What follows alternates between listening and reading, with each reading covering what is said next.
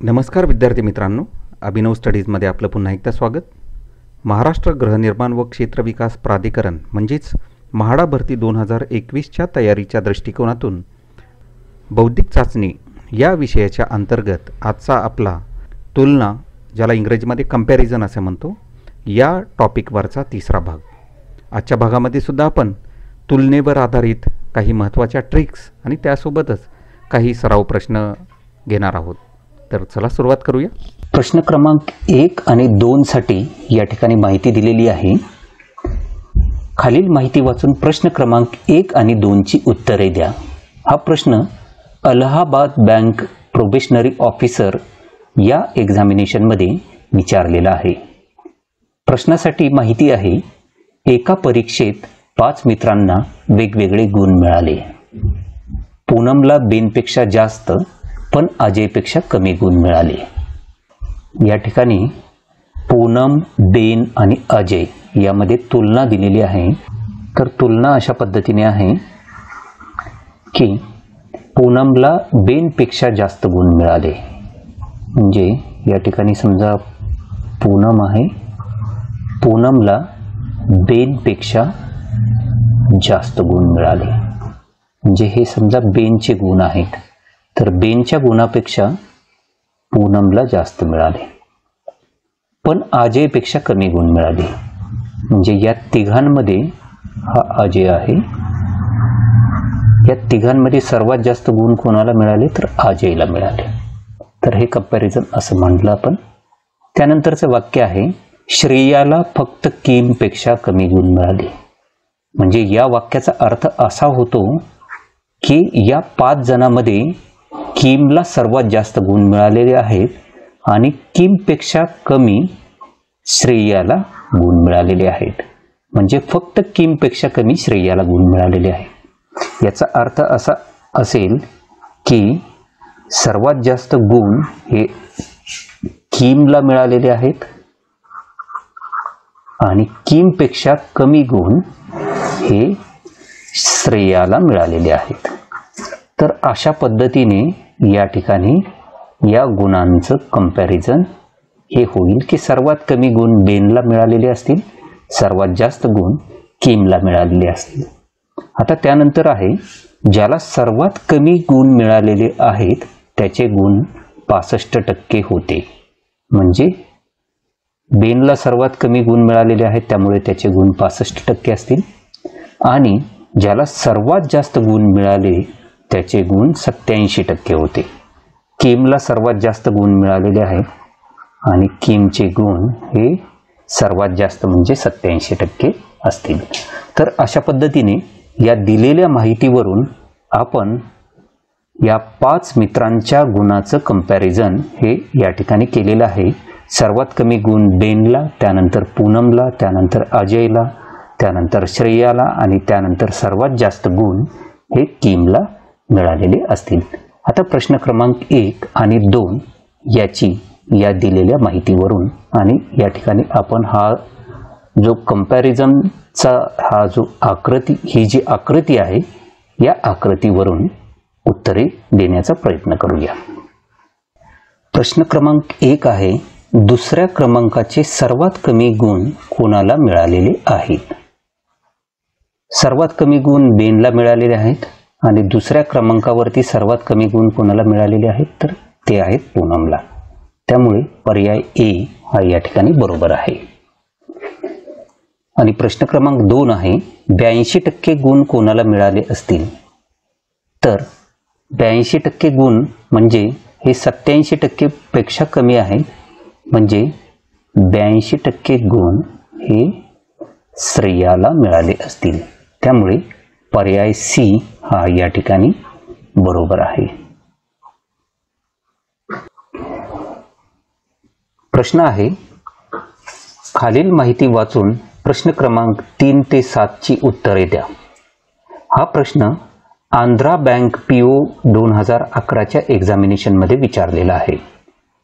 तर प्रश्न क्रमांक 3 ते 7 साठीची माहिती अशा पद्धतीने आहे. आता ही माहिती मी वाचत असताना त्याच्याशी संदर्भात ज्या नोंदी आहेत त्या मी बाजूला करून घेणार आहे आणि त्यानंतर जे कंपॅरिझन या ठिकाणी दिलेलं आहे हे कंपॅरिझन आपण एका कन्क्लुझिव्ह स्टेपपर्यंत आणणार आहोत, जेणेकरून आपल्याला प्रश्न क्रमांक 3 पासून 7 पर्यंतची उत्तरे अगदी सहजरित्या त्या कन्क्लुजनवरून देता येतील. पहिलं वाक्य आहे ए, बी, सी, डी आणि ई या पाठावर सोमवार ते शनिवार या दिवसात चर्चा आयोजित केलेली आहे. 5 पाठ या ठिकाणी दिलेले आहेत, ए पासून ई पर्यंतचे आहेत ते, आणि त्यामध्ये सोमवार ते शनिवार या दिवसामध्ये या पाठावरती चर्चा आयोजित केलेली आहे. म्हणजे या ठिकाणी मी अशा पद्धतीने मांडून घेतो. वार म्हणजे सोमवार, मंगळवार, बुधवार, गुरुवार, शुक्रवार आणि शनिवार. आता या ठिकाणी एक मी अशा पद्धतीचा टेबल तयार करून घेतो, म्हणजे आपल्याला या टेबलमध्ये ज्या शक्यता आहेत त्या शक्यता आपल्याला वेगवेगळ्या पद्धतीने मांडता येतील. आता या ठिकाणी दिलेलं आहे ए, दुसरं वाक्य आहे ए पाठाची चर्चा ईच्या अगोदर होणार आहे. आता ए पाठ कोणत्या दिवशी होणार आहे आपल्याला माहिती नाही, त्यामुळं इकडं बाजूला मी याची नोंद करून घेतो की ए पाठाची चर्चा ही ई पाठाच्या अगोदरच्या दिवशी होणार आहे. पुढे दिलेलं आहे तर बी पाठाची चर्चा ही डीच्या अगोदर होणार आहे. तर बी पाठाची चर्चा ही डीच्या अगोदर होणार आहे. तिसरं वाक्य आहे पाठ बी आणि डी यावर चर्चा पहिल्या दिवशी होणार नाही. आता या ठिकाणी पहिला दिवस म्हणजे सोमवार आहे, तर सोमवारी बी किंवा डी यापैकी कुठल्याही पाठावर चर्चा होणार नाही. तर मी अशा पद्धतीने बी आणि डी लिहिलेलं आहे आणि त्यावरती क्रॉस केलेला आहे, म्हणजे बी आणि डी या दिवशी या पाठाची चर्चा, सोमवारी बी आणि डी या पाठाची चर्चा होणार नाही. त्यानंतर दिलेलं आहे सोमवार ते शनिवार या काळात एक विश्रांतीचा दिवस असणार आहे. सोमवार ते शनिवार या काळामध्ये एक विश्रांतीचा दिवस, म्हणजे त्या दिवशी कदाचित कुठल्याही पाठाची चर्चा होणार नाही, आणि तो विश्रांतीचा दिवस एफ या अक्षराने दर्शविला आहे. तर मी बाजूला अशा पद्धतीने नोंद करतो एफ, आणि एफ म्हणजे काय तर हा हॉलिडे आहे, विश्रांतीचा दिवस आहे. 5वं वाक्य आहे डी आणि बी यामध्ये 2 दिवसाचे अंतर आहे. डी आणि बी यामध्ये 2 दिवसाचे अंतर आहे.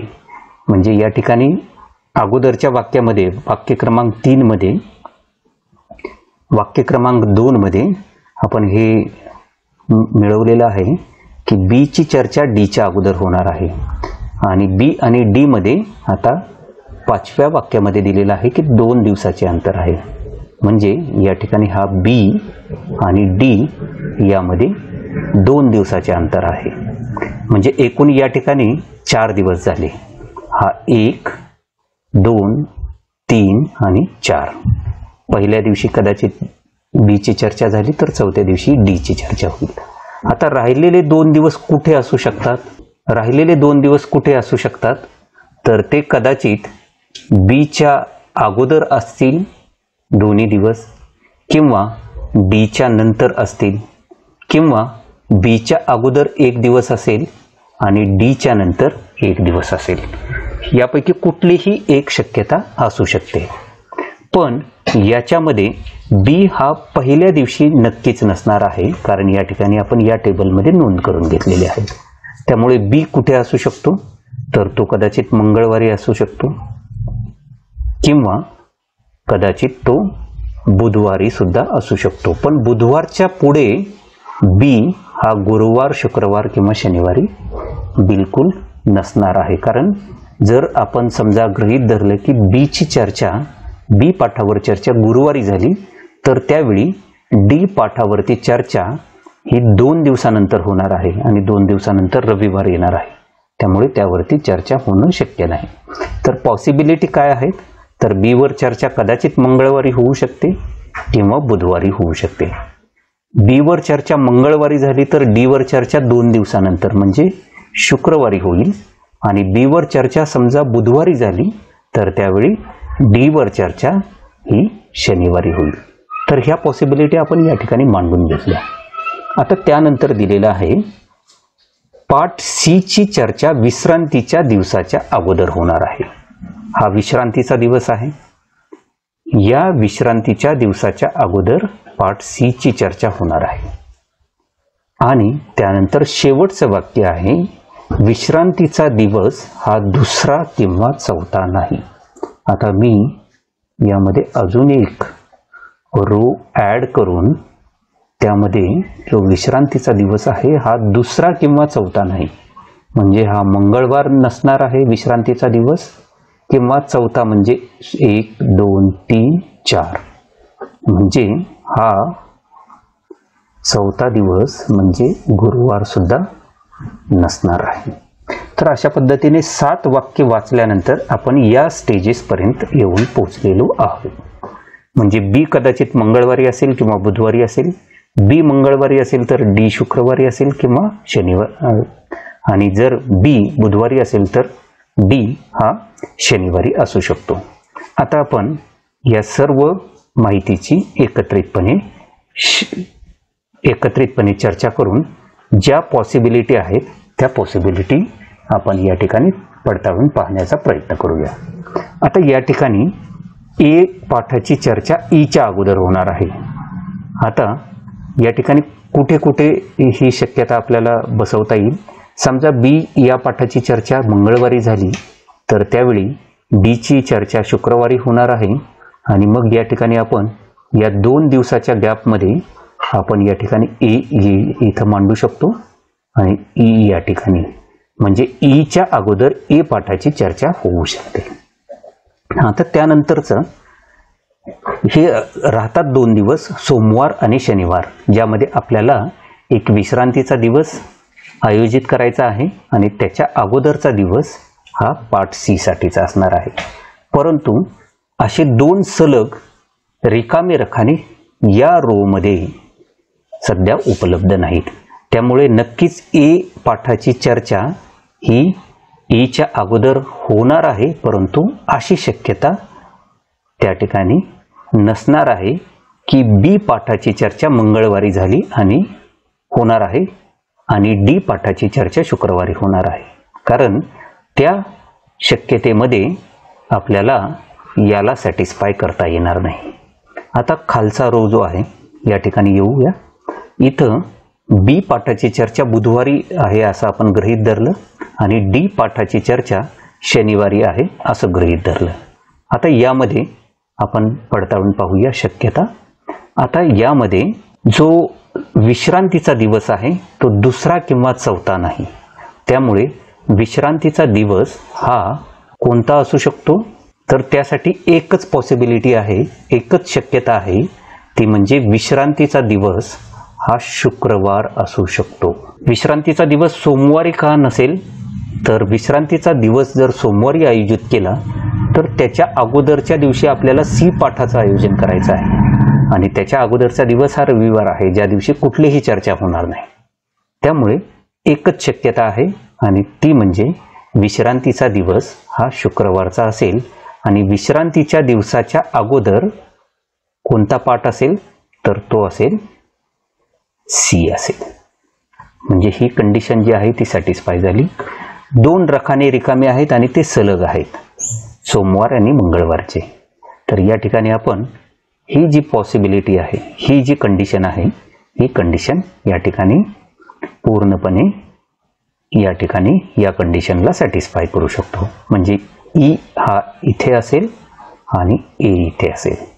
तर अशा पद्धतीने हा जो क्रम आहे हा क्रम आपल्याला आता बरोबर या ठिकाणी मांडता आलेला आहे की सोमवारी ए, मंगळवारी ई, बुधवारी बी, गुरुवारी सी, शुक्रवारी एफ आणि शनिवारी डी, अशा पद्धतीने या विविध पाठांची चर्चा ही सोमवार ते शनिवार या कालावधीमध्ये आयोजित झालेली आहे.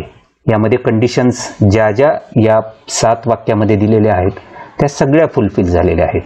म्हणजे ईच्या अगोदर एची चर्चा होतीये, बी आणि डी मध्ये 2 दिवसाचा गॅप आहे आणि एफच्या अगोदर म्हणजे विश्रांतीच्या दिवसाच्या अगोदर पार्ट सी ची चर्चा होणार आहे. म्हणजे या ठिकाणी मी परत एकदा हे व्यवस्थित मांडून घेतो. सोमवारी ए वर चर्चा होणार आहे, मंगळवारी ई वर चर्चा होणार आहे, बुधवारी बी वर चर्चा होणार आहे, गुरुवारी सी वर चर्चा होणार आहे, शुक्रवारी एफ वर चर्चा होणार आहे आणि शनिवारी डी वर चर्चा होणार आहे. तर हा क्रम आपला या ठिकाणी लावून झालेला आहे.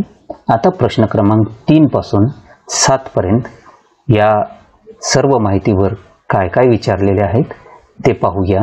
त्यासाठी हा सर्व क्रम आपण प्रश्नाच्या स्लाइडवरती सुद्धा घेऊन जाणार आहोत. आता प्रश्न क्रमांक 3 आहे, खालीलपैकी पाठांचा आणि विश्रांतीचा दिवस यांचा सोमवार ते शनिवार प्रमाणे कोणता क्रम बरोबर आहे. तर मित्रांनो, आपण हा क्रम ऑलरेडी मिळवलेला आहे. AEBCFD इथे आहे. हे कोणत्या पर्यायामध्ये आहे तर AEBCFD पर्याय क्रमांक सी मध्ये आहे. म्हणजे या ठिकाणी पर्याय सी हा बरोबर आहे. प्रश्न क्रमांक 4 आहे, खालीलपैकी कोणते वाक्य बरोबर आहे. पर्याय ए, पार्ट ए ची चर्चा गुरुवारी होणार आहे. तर गुरुवारी पार्ट सी ची चर्चा होणार आहे, त्यामुळे हे वाक्य चुकीचं आहे. बी ऑप्शन आहे, पार्ट बी ची चर्चा पार्ट सी च्या त्वरित अगोदर होणार आहे. म्हणजे पार्ट बी ची चर्चा ही पार्ट सी च्या त्वरित अगोदर होणार आहे. म्हणजे या ठिकाणी बरोबर आहे. पार्ट बी ची चर्चा बुधवारी होणार आहे, पार्ट सी ची चर्चा गुरुवारी होणार आहे. म्हणजे पार्ट बी ची चर्चा ही पार्ट सी च्या त्वरित अगोदर होणार आहे. म्हणजे पर्याय बी हा या ठिकाणी बरोबर आहे. प्रश्न क्रमांक 5 आहे, पार्ट सी ची चर्चा केव्हा होणार आहे. तर पार्ट सी ची चर्चा ही गुरुवारी होणार आहे. पर्याय ए आहे मंगळवार, पर्याय बी बुधवार आहे, पर्याय सी मध्ये आहे निश्चित करता येणार नाही आणि पर्याय डी यापैकी नाही. तर दिलेल्या कोणत्याही पर्यायामध्ये गुरुवार हे उत्तर नाही. त्यामुळे या ठिकाणी पर्याय डी हा बरोबर आहे की यापैकी नाही. प्रश्न क्रमांक 6 आहे, पार्ट ए च्या संदर्भाने पार्ट ई वर चर्चा केव्हा होणार आहे. ए आणि ई चा संदर्भ या ठिकाणी आहे. ए ची चर्चा सोमवारी होणार आहे, ई ची चर्चा मंगळवारी होणार आहे. तर आता या ठिकाणी पर्याय पाहूया. तर संदर्भ कसा असेल तर पार्ट ए च्या संदर्भाने पार्ट ई वर चर्चा केव्हा होणार आहे तर पार्ट ए च्या दुसऱ्या दिवशी होणार आहे. आता हा पर्याय हे उत्तर कोणत्या पर्यायामध्ये आहे हे चेक करूया. पर्याय ए आहे दुसऱ्या दिवशी, तर बरोबर आहे. पार्ट ए च्या दुसऱ्या दिवशी पार्ट ई वर चर्चा होणार आहे. म्हणजे पर्याय ए हाच या ठिकाणी बरोबर आहे. आणि प्रश्न क्रमांक 7 आहे, पार्ट ई आणि पार्ट बी यामध्ये किती दिवसाचे अंतर आहे. पार्ट ई हा मंगळवारी आहे, पार्ट बी हा बुधवारी आहे. दोन्हीमध्ये किती दिवसाचा गॅप आहे तर कोणताही गॅप नाही. म्हणजे दोन्हीमध्ये 0 दिवसाचे अंतर आहे. म्हणून पर्याय ए हा या ठिकाणी बरोबर आहे. तर मित्रांनो, अशा पद्धतीने आजच्या भागामध्ये तुलनेवर आधारित काही सराव प्रश्न जे विविध स्पर्धा परीक्षेमध्ये विचारले गेलेले होते, हे प्रश्न आपण सोप्या पद्धतीने कसे सोडवायचे आणि यामध्ये कोणत्या ट्रिक्स या ॲप्लाय करायच्या याविषयीची सविस्तरपणे माहिती पाहिली. हा व्हिडिओ आपल्याला आवडला असेल तर लाईक करा, आपल्या मित्रमैत्रिणींपर्यंत शेअर करायला विसरू नका आणि अशाच पद्धतीने स्पर्धा परीक्षेशी निगडित व्हिडिओ सर्वात अगोदर आपल्याला मिळण्यासाठी आमच्या अभिनव स्टडीज या चॅनलला अवश्य सबस्क्राईब करा. धन्यवाद.